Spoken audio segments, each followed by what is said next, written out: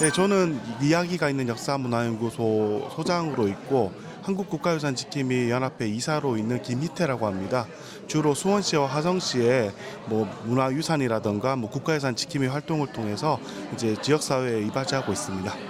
일단 역사는 우리가 통상적으로 그냥 학문으로만 접근하는데 역사는 삶의 저는 지혜라고 생각하거든요. 그래서 이제 우리가 살다 보면은 잘 모르겠던 미래 같은 것들도 어떤 과거를 관추해 보면 어느 정도 윤곽을 드러낼 수 있다고 생각을 합니다. 그런 의미에서 저는 이렇게 연구실 밖으로 이렇게 역사를 본다는 거는 하나의 나침반과 같은 이정표를 제시해 준다. 저는 이렇게 생각하고 있거든요. 정조하면은 좀 양면성이 좀 있어요. 그러니까 이제 인간 어떤 면으로 보느냐에 따라 가지고 인간적인 측면이라든가 정치적인 측면, 사회적인 측면 이게 아마 보는 사람마다 다 틀릴 수 있을 것 같아요. 아마 이게 그 수원 지역하고 화성 지역 그리고 이렇게 경기 남부에서 보는 거하고 아마 또 전국적으로 보는 거, 또 세계적으로 보는 건 좀 다를 수는 있어요. 이건 염두에 둬야 될 것 같아요. 다만 이제 우리가 영종조 시대를 조선의 르네상스라고 하잖아요. 근데 그 이전하고는 좀 다르다고 생각했던 거는 아무래도 어떤 실사구시의 정책이라든가 어떤 그 백성을 위했던 위민 정책 이런 것들이 확실하게 그런 모습들을 보였기 때문이라고 생각을 합니다. 그렇기 때문에 이제 우리가 정조 시대, 영조 시대를 일컬어 가지고 르네상스라고 이렇게 평가하는 게 아닌가 하는 그런 생각이 듭니다. 일단 그 화성이라는 지역 자체가 지금 보시면은 그 정조에게는 하나의 어떤 이제 아버지의 무덤을 이제 봉안했던 이제 이봉했던 그런 장소라고 할 수 있을 것 같은데요.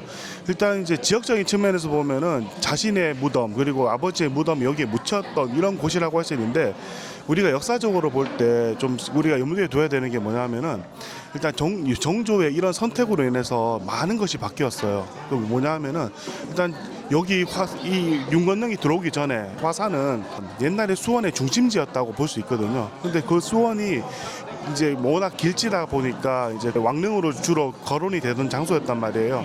그러다 보니까 나중에 이제 사도세자의 무덤이 들어오니까 그럼 자연스럽게 여기 또 수원이 옮겨가야 되거든요. 그래서 옮겨가다 보니까 지금의 수원 화성 원래는 수원이었는데 이제 이런 선택으로 인해서 어떤 지금 여기에 혈융원이 들어오고 혈융원이 들어옴으로써 이제 새로운 신도시 격인 수원 화성이 만들어졌던 그런 배경이 되기도 했었단 말이에요.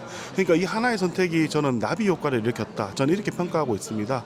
그래서 화성이라는 지역 자체가 어떻게 보면 정조에게는 떼려야 뗄 수가 없는 특히 자기의 무덤도 있지만은 아버지를 위했던 그런 무덤이 있던 그런 유택과도 같은 곳이기 때문에 정조에게는 굉장히 특별한 장소가 아니었나 하는 그런 생각이 듭니다.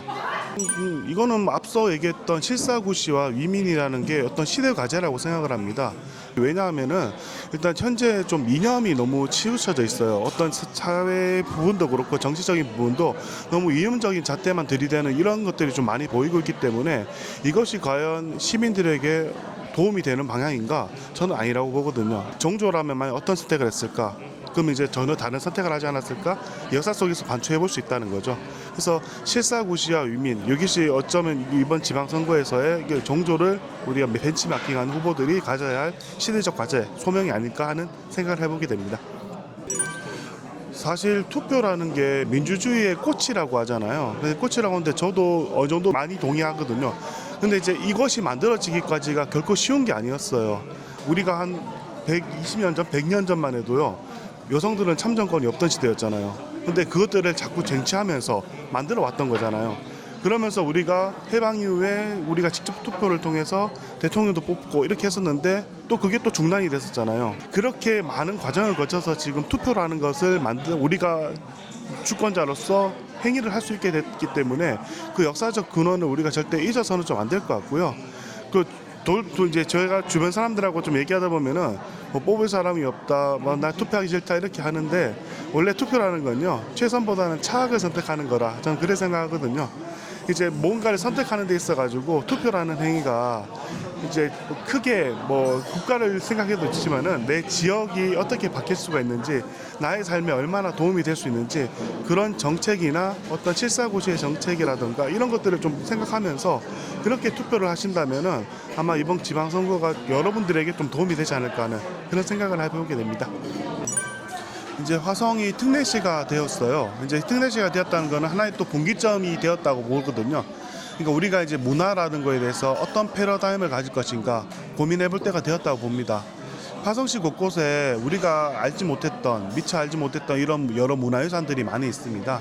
이런 것들을 어떻게 현대적으로 잘 계승하고 이를 활용하느냐가 앞으로 관건이 될 것 같아요. 문화라는 게 돈이 들어가는 게 아니라 돈이 될 수도 있다. 이런 인식의 패러다임이 좀 필요할 것 같다는 생각하면서 저희 연구소도 그렇게 많이 발전할 수 있도록 화성시의 문화유산을 많이 신경 쓰도록 하겠습니다. 네.